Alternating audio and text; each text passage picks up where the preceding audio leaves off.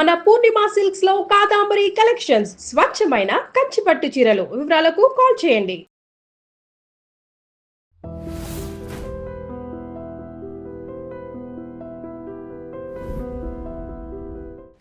ఐడ్రీమ్ ప్రేక్షకులకు నమస్తే, నేను ఉదయశ్రీ. ఇవాళ ప్రెజెంట్ మనతో పాటు అడ్వకేట్ జిఎం రావు గారు ఉన్నారు. ఇవాళ మనం డిస్కస్ చేసుకోబోయే టాపిక్, మనకి డైవోర్స్ తీసుకున్నాక మెయింటెనెన్స్ కేసెస్ వేస్తూ ఉంటారు. అందులో ఫాల్స్వి ఉంటాయి అండ్ జెన్యూన్వి ఉంటాయి. ఒకవేళ అది ఫాల్స్ మెయింటెనెన్స్ కేసు అనుకోండి, అప్పుడు హస్బెండ్ తరపు ఎలా న్యాయం జరుగుతుంది, ఏం చేయాలి? ఒకవేళ అది జెన్యూన్ అయితే అమ్మాయి తరపు ఏం చేయాలి, ఎలా వాదించాలి, డీటెయిల్గా తెలుసుకుందాం. నమస్తే సార్. నమస్తే. సో సార్, డైవోర్స్ కేసెస్ తర్వాత ఇప్పుడు కోర్టులలో చూస్తే కొన్ని వేలల్లో మెయింటెనెన్స్ కేసెస్ పడుతూ ఉన్నాయి. అందులో ఫాల్స్ మెయింటెనెన్స్ కేసెస్ కూడా కొన్ని వేలల్లో ఉన్నాయి. ఒకవేళ అది ఫాల్స్ మెయింటెనెన్స్ కేసు అనుకోండి, అబ్బాయి తరపు లాయర్ కానీ లేకపోతే వాళ్ళు అంటే ఎట్లా వాదించాలి ఈ కేసు అనేది, ఎలాంటి సెక్షన్ ప్రకారం వాళ్ళు ముందుకెళ్తారు, ఎట్లాంటి ఛాన్సెస్ ఉన్నాయి వాళ్ళు కేసు విన్ అవ్వడానికి? మీరు అన్నట్టుగా దీంట్లో డైవర్స్ కేసు అయిపోయిన తర్వాతనే మనకు మెయింటెనెన్స్ ఫైల్ చేయాలనే రూల్ ఏం లేదమ్మా. The maintenance can be filed any time, okay, before divorce or after divorce. ఈ మెయింటెనెన్స్ ఫైల్ చేయడానికి వైఫ్కి ఒక రీజన్ ఉండాలి. There is no source of income unable to maintain. Okay, ఒకటేమో there is no source of income, I'm unable to maintain అనేది ఈ రెండు. దీని మీద మనకు వైఫ్ ఏం చేస్తుందనంటే కేసు ఫైల్ చేస్తుంది. మీరు అన్నట్టుగా థౌజండ్స్ ఆఫ్ కేసెస్లలో చాలా మట్టుకు జెన్యూన్ కేసెస్ కూడా ఉంటాయి అండ్ ఈక్వల్గా ఫాల్స్ కేసెస్ కూడా ఉంటాయి. సో మనం first how to win false cases అని చెప్పి చూద్దాం. How to win false maintenance cases and then we'll also see how to win genuine maintenance cases. Okay, so how to win false maintenance cases లలో first of all మనం చేయాల్సింది ఏంటంటే, wife ఒకవేళ falls maintenance case వేస్తే పెళ్ళి అయిన తర్వాత first of all మనం చేయాల్సింది ఏంటంటే, ఆవిడ జాబ్ చేస్తుంటే డెఫినెట్గా we have to keep the salary slip, income returns, income tax returns and everything's. అది హస్బెండ్ది కానీ వైఫ్ది కానీ ఒకరు తీసుకొని పెట్టుకోవడం బెటర్. ఇన్కమ్ నేను డిస్క్లోజ్ చేయను అని అంటే there is something wrong between the wife and husband.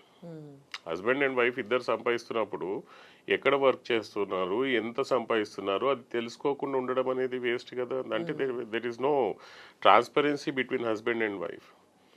ఈ ట్రాన్స్పరెన్సీ ఉంటే మంచిదే. లేదు ఇంకా మనకు ఆమె ఎక్కడ పని చేస్తుంది ఏంటి తెలియదు అని అనుకున్నప్పుడు we have to ask the court to direct her to file the assets and liabilities affidavit. అది అసెట్స్ అండ్ లైబిలిటీస్ అఫిడేవిట్ అనేది మ్యాండేటరీ కూడా చేసింది సుప్రీంకోర్టు. ఇట్లాంటి ఫాల్స్ కేసెస్ అవాయిడ్ చేయడానికి సుప్రీంకోర్టు రాజేష్ వర్సెస్ నేహా అనే జడ్జిమెంట్లో మెయింటెనెన్స్ కేసెస్ ఏమైనా ఉంటే ఇద్దరు assets and liabilities affidavit file చేయాలని చెప్పారు. అసెట్స్ అండ్ లైబిలిటీస్ అఫిడేవిట్లో మీరు ఎంత సంపాదిస్తున్నారు, ఎక్కడ వర్క్ చేస్తున్నారు, మీ 3 years of last income tax returns, 3 years of bank statements ఇవన్నీ ప్రొడ్యూస్ చేయాలి as per the directions of the supreme court. So wife ఏం చేస్తుంది, మ్యాక్సిమంగా అటువంటి ఫైల్ చేయట్లేదు. అది ఫైల్ చేయట్లేదు అని అంటే that is something wrong, that is not a genuine case. Okay, we have to insist before the court, asking the court to direct the wife to file that assets and liabilities affidavit. Okay, once the assets and liabilities affidavit is filed, అందులో ఏం తప్పులు ఉన్నాయి చూడాలి. అందులో ఏదైనా mistake ఉంటే as per the supreme court contempt of court can be filed or perjury case can be filed because they are misleading the honourable court. ఈ depth అనేది మ్యాక్సిమం చాలా మందికి తెలియదు. ఓకే, దాని గురించి అని చెప్పి ఇది అవుతుంటారు. ఆమె నిజంగా పని చేస్తుందా లేదా అనేది మనమైతే ప్రూవ్ చేయలేము కదా, కోర్టుకే డైరెక్ట్ చేయాలి. అట్లీస్ట్ ఆమెది పాన్ కార్డ్ ప్రొడ్యూస్ చేయమని చెప్పాలి కోర్టులో. పాన్ కార్డ్ ప్రొడ్యూస్ చేసిన తర్వాత we have to ask the court, ఒక పిటిషన్ ఫైల్ చేయాలి. పిటిషన్ ఫైల్ చేసి ఈ పాన్ కార్డ్ నుంచి ఇన్కమ్ ట్యాక్స్ డిపార్ట్మెంట్ నుంచి లాస్ట్ 5 years స్టేట్మెంట్స్ తెప్పించండి అని చెప్పి డైరెక్ట్ చేస్తే ఇంకా డైరెక్ట్ ఇన్కమ్ ట్యాక్స్ వాళ్ళే కోర్టుకి తెచ్చిస్తారు. So whether she working or not తెలిసిపోతుంది అక్కడే. సరే, వర్కింగ్ అనేది ఉంది, వర్కింగ్ అని తెలిస్తే ఆమెకు మెయింటెనెన్స్ పే చేయాల్సిన పని లేదు. వర్కింగ్ లేదు కానీ ఆమె అడల్టరీలో ఉంది. అడల్టరీని ప్రూవ్ చేసినా కానీ మనకు we need not to pay the maintenance. Okay, yeah, అడల్టరీలో ఉంది ఆవిడ అని చెప్పి మనం ప్రూవ్ చేసినా కానీ మనకు అది మెయింటెనెన్స్ మనం పే చేయాల్సిన పని లేదు. Okay, and separation on our own, mutual agreement రాసుకొని, లేదు నీ బతుకు నువ్వు బతుకు, నా బతుకు నేను బతుకుతాను, నేను నీతో ఉండదలుచుకోలేదు అని చెప్పి ఒక మెమరాండమ్ ఆఫ్ అండర్స్టాండింగ్ రాసుకొని, ఎంఓయూ రాసుకొని మేము సపరేట్ అవుతున్నాము అని చెప్పి, నాకు నీ దగ్గర నుంచి డబ్బులు ఏం అవసరం లేదని చెప్పి తనంతకు తను సపరేట్ అయిపోయింది అని అనుకొని ప్రూవ్ చేస్తే we need not to pay the maintenance. Okay, ఆమె సంపాదించట్లేదు అని, ఆమెకు జాబ్ చేయట్లేదు కానీ ఆస్తులు ఉన్నాయి, దాని నుంచి ఇన్కమ్ ఈమెకు వస్తుంటుంది, అట్లాంటి ప్రూవ్ చేసినా కానీ we need not to pay the maintenance. ఈ మెయింటెనెన్స్ అనేది like we from the husband side, from day one he has to defend it very strongly. Okay, otherwise ఇట్లాంటి ఫాల్స్ కేసెస్లలో they can claim hefty amount. Maintenance అంటే only for అంటే partner or kids కి సంబంధించి, wife ఒకవేళ single ఉంటే, ఒకవేళ పిల్లలు లేకుండా తను ఒక్కతే ఉంటే తను ఒక్కతే క్లెయిమ్ చేసుకోవచ్చు. అలా కూడా ఉంటుంది. ఓకే, ఈ మెయింటెనెన్స్ అనేది 2-3 సెక్షన్స్ ప్రకారంగా మనము క్లెయిమ్ చేయొచ్చు అండి. వన్ ఈ సిఆర్పిసి 125 కింద మెయింటెనెన్స్ క్లెయిమ్ చేయొచ్చు, డొమెస్టిక్ వైలెన్స్ యాక్ట్ కింద మెయింటెనెన్స్ క్లెయిమ్ చేయొచ్చు. Apart from that Hindu adoption and maintenance act కింద కూడా మెయింటెనెన్స్ క్లెయిమ్ చేయొచ్చు. These are all different but maintenance they can claim. ఈ మూడిట్లో మెయింటెనెన్స్ క్లెయిమ్ చేయొచ్చు. ఎనీ వన్ అంటే కరెక్ట్గా 1/3 of the income should go, ఇవన్నీ కలిపినా కానీ. సో ఈ ఫాల్స్ కేసెస్లో ఏంటిదని అంటే it all depends on the advocate. Finally I can say advocate రోలే చాలా ఇంపార్టెంట్ ఉంటుంది. ఎవరినైనా సేవ్ చేయాలి, ఎవరినైనా డిఫెండ్ చేయాలి, ఎవరినైనా గెలిపించాలి అని అనుకుంటే ఈ మెయింటెనెన్స్ కేసులలో advocate experience, advocate strategy will play more. Okay, ఇక తెలియకుండా ఏం లేదు అని అంటే, one example, practical example I'm saying, అమ్మాయి వర్కింగ్, ఐఎమ్ నాట్ వర్కింగ్ అని చెప్పి పెట్టేసింది అంత ధైర్యంగా. And because the other side advocate, if he is not knowledgeable, he will not proceed. I am working, not working అన్నది కదా, నువ్వు మెయింటెనెన్స్ పే చేయని చెప్పి కోర్టు ఆర్డర్ చేస్తారు. We have to challenge, saying that no madam, she is misleading the honorable court, she is working. Ask her to produce the Aadhaar card or ask her to produce the PAN card. Once the PAN card is produced, again we have to file another petition saying that based on the PAN card, this number, please direct the income tax officials to submit 5 years of income tax before this honorable court. అయిపోయింది, దొరికిపోతారు అక్కడ. Okay, so these are the methods. Not only this method, there are lot of methods. So though you apply అంటే using those methods మనం ఏంటంటే we can perfectly win the case from the husband side. Okay, ఒకవేళ అది genuine maintenance case అనుకోండి, genuine maintenance కేసులో wife తరఫు నుంచి మనం ఫైట్ చేస్తున్నాం అని అనుకుంటే the same thing we have to play it opposite way. First of all we have to prove the income of the husband. Okay, for example I'm claiming that I need 50,000 rupees per month maintenance. ఇవాళ 50,000 కాదు, కొన్ని cases ఇని ఉంటారు. I want 5 lakhs rupees maintenance per month, I want 10 lakhs rupees maintenance per month అంటోళ్ళు కూడా ఉన్నారు. నోట్కి వచ్చింది అడుగుతున్నాం కదా అని చెప్పేసి. ఇది తెలుసుకోవచ్చు అంటే మెయింటెనెన్స్ అంటే వాళ్ళ శాలరీలో 1/3. ఓకే, శాలరీతోనే తప్ప మిగతా వాళ్ళ ప్రాపర్టీస్ అన్నిటి కలిపి, అన్ని సోర్స్ ఆఫ్ ఇన్కమ్ కలుపుకొని దాంట్లో నుంచి 1/3. Just not salary, all sources of income కలుపుకొని దాంట్లో నుంచి 1/3 అనేది మెయింటెనెన్స్ కి ఉంటుంది. సో చాలా మంది ఈ కాలంలో ఏంటిదని అంటే నోటికి వచ్చినట్టుగా 10 లక్షలు కావాలి మెయింటెనెన్స్, 5 లక్షలు కావాలి, 50 లక్షలు నెలకు కావాలి. సుప్రీంకోర్టు నవ్వి నవ్వి ఇదైంది కొన్ని ఇట్లాంటి కేసులలో, ఇంత మెయింటెనెన్స్ ఏం చేస్తుంటావు అసలు అని చెప్పి. ఓకే, సో ఈ మెయింటెనెన్స్ ఒకవేళ అమ్మాయిలు గెలవాలి కేసు అనుకుంటే, ఇందాక మనం చూసింది how husband can win the maintenance case. Now we are looking in to how a wife can win the maintenance case. Okay, so ఇక్కడ వైఫ్ గెలవాలి అని అనుకుంటే first of all we have to prove the income of the husband. Okay, income of the husband prove చేయకుండా నాకు 15,000 కావాలన్నా కానీ 50,000 కావాలన్నా కానీ దొరకదు. అదొకవేళ దొరికినా కానీ ఇట్ కెన్ బి ఛాలెంజ్డ్. అదొకవేళ ఆ స్టేట్మెంట్ పైన ఆర్డర్ పాస్ అయినా కానీ court cannot take any action on him. Okay, so CrPC ప్రకారంగా they have to prove what is the, అంటే ఏ కేసు ప్రకారంగా అయినా కానీ మెయింటెనెన్స్ అతను ఎంత చదువుతున్నాడు అనేది, ఎంత సంపాదిస్తున్నాడు అనేది ప్రూవ్ చేయాలి. ఓకే, సో ప్రూవ్ చేయకుండా మాత్రము జస్ట్ వేగ్గా అడిగితే మాత్రము మినిమం అనేది వచ్చేస్తుంది. ఏ 5 lakhs, ఏది 15,000 అడిగితే 5,000 మెయింటెనెన్స్ వస్తుంది.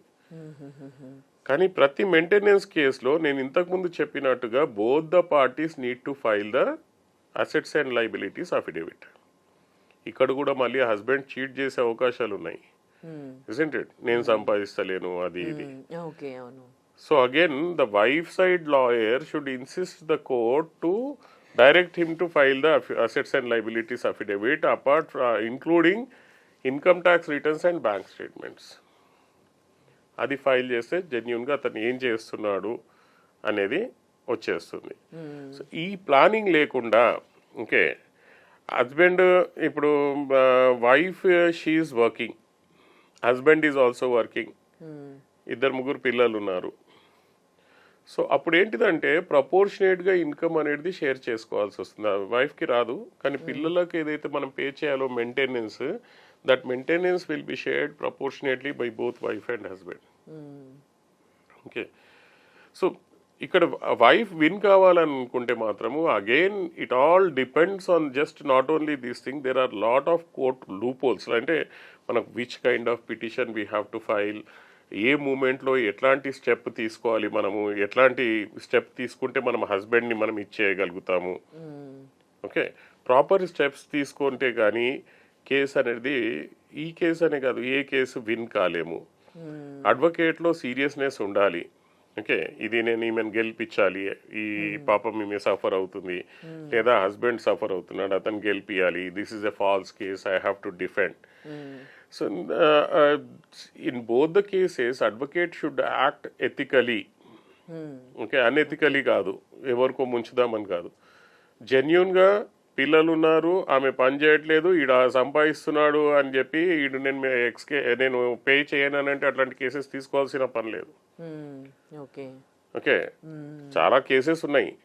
వైఫ్ ఫాల్స్ కేసు ఫైల్ చేస్తుంది, చలో అపోజిట్ నుంచి మనం డిఫెండ్ చేద్దాం, ఆమె ఫాల్స్ కేసు ఫైల్ చేస్తుందని ప్రూవ్ చేద్దాం అనవచ్చు. హస్బెండ్ ఫాల్స్గా డిఫెండ్ చేస్తున్నాడు, then put all your efforts and see how wife can win the case. Okay, so ఇప్పుడు మనం ఫస్ట్ దాంట్లో హస్బెండ్ ఎట్లా దేంట్లో నుంచి మనం తప్పించుకోవచ్చు చెప్పాము. హస్బెండ్కి తప్పించుకోవడానికి చాలా రీజన్స్ ఉన్నాయి. వైఫ్ మిస్టేక్ చేయకపోతే, వైఫ్ అడల్టరీలో ఉన్నా కానీ, తనంతకు తను సపరేట్గా ఉన్నా కానీ, తను వర్క్ చేస్తున్నా కానీ, ఓకే, తనకు అదర్ సోర్సెస్ ఆఫ్ ఇన్కమ్ ఉన్నా కానీ she cannot claim the maintenance. ఇవి మనం ప్రూవ్ చేయగలిగితే. అదే ఒకవేళ హస్బెండ్ అయితే wife need to prove his income.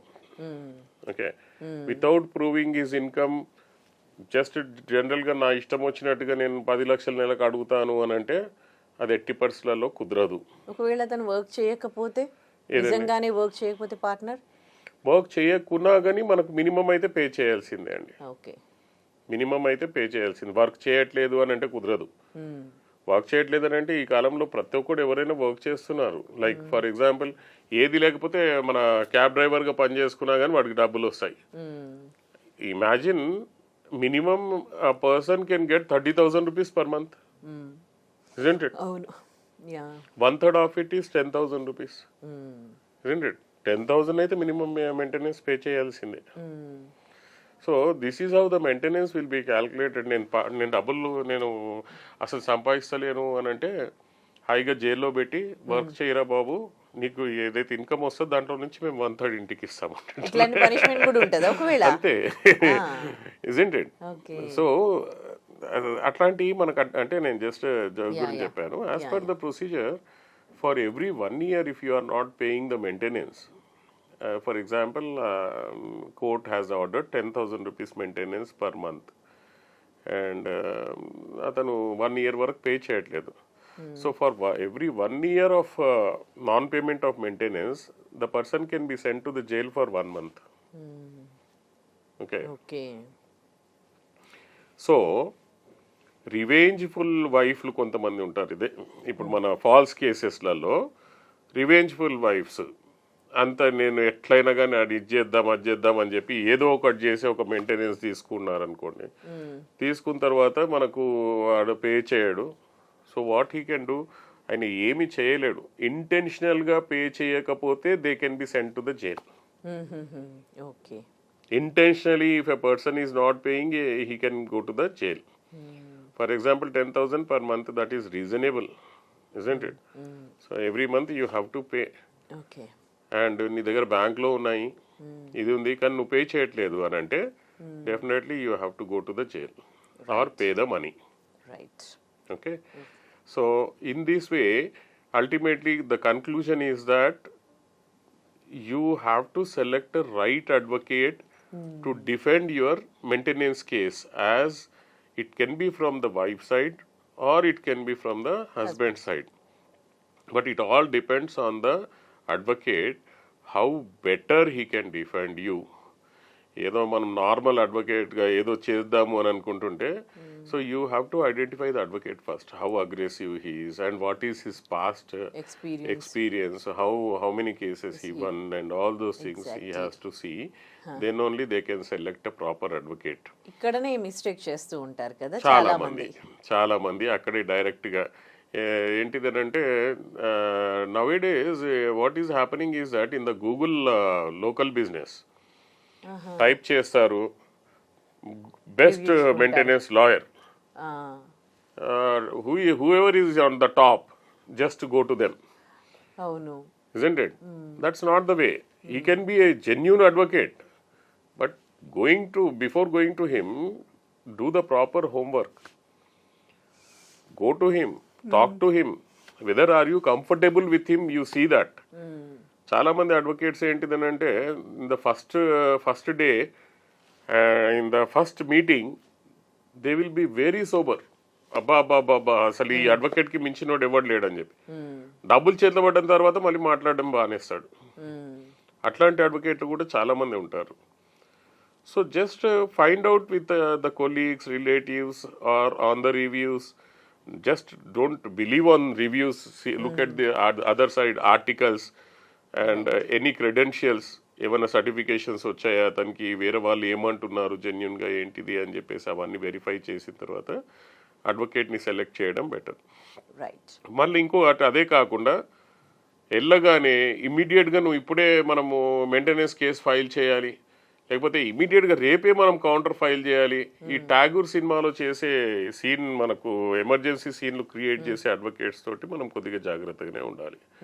Okay, అట్లాంటి అడ్వకేట్స్ ఏంటంటే క్లయింట్ని పోగొట్టుకోదలుచుకోలేదు, ఇమీడియట్గా అతని దగ్గర నుంచి డబ్బులు లాగేసుకొని అతన్ని పెట్టేసుకుందామని అనుకునే అడ్వకేట్స్ కూడా ఉంటారు. So it all depends on the logic of the client. So my suggestions you can follow and just verify the backgrounds of the advocate before appointing him for your case. Right. Thank you so much for your valuable suggestions. Thank you, sir. Thank you, ma'am. Subscribe iDream. And please subscribe to iDream. For more videos, subscribe to iDream. Please like, share and subscribe to the channel. Congratulations, iDream. Subscribe to iDream. Subscribe to iDream. So subscribe to iDream Media. iDream కి iDream team అందరికి huge congratulations. Please subscribe iDream Media. Please subscribe to iDream. Subscribe iDream. Please subscribe to iDream. I dream అంటే నా కళల channel subscribe చేసుకున్న నోరు తిరుగుతలేదు, మీరైతే గంట గుర్తు కొట్టు. For more such videos, please subscribe to iDream. Subscribe to iDream. Please subscribe to iDream. Please subscribe iDream Media. Please do subscribe to iDream. Please subscribe to iDream Media. For best entertainment and information, please subscribe iDream. And don't forget to subscribe to iDream.